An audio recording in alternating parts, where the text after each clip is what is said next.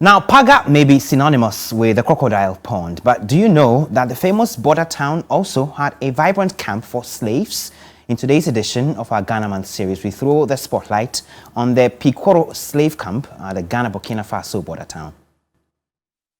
Hi, my name is Aaron Azuma, the senior-most site guide of Pikoro slave camp. The Pikoro slave camp, located at Nanya, a suburb of Paga in the Upper East region, was established in 1704. It was a transit center and holding place for slaves brought down from the north and the Sahel regions. From here, they trekked 150 kilometers south to the Salaga slave market and then to the coast for shipment. We have so many evidence of what really transpired those days.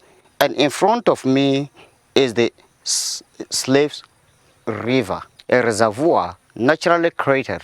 Throughout the year, water oozes out for the slaves, guards, whoever.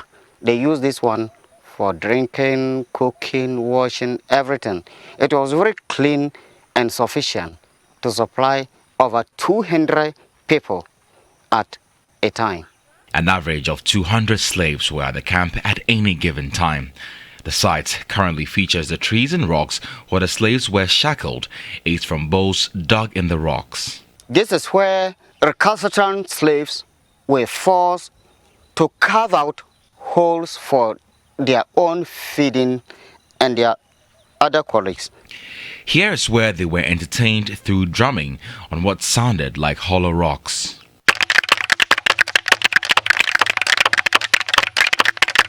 Others were engaged down there dancing, and then this place is where they used to store water from the major source.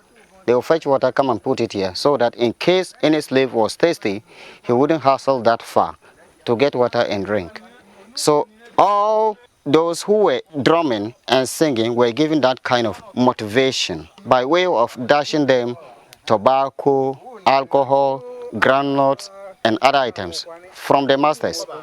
This is where the slave trading was carried out between the raiders and the French, English, and Dutch merchants. This is where all slaves used to attend to meeting every morning for taking of roll call and discharging of their duties. This is where also, if slave merchants travel from other countries as well as the southern part of the country to come and patronize slaves, they will be first of all exhibited on this platform.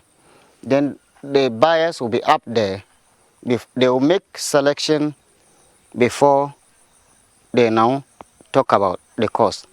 It again features the depressing slave punishments, rocks, and cemetery. History has it that slaves who tried were placed naked on the rock in the sun without food or water as punishment. Forcing the fellow to sit like this, both legs crossed and chained to the base of the stone. Likewise, the hands at the fellow's back, made to face the sun from wherever the race was, then accompanied by whips until the master's satisfaction. Many lost their lives through that punishment, while some others lost their sight. In the moment you die, it's convenient to carry your corpse to the cemetery because it's near.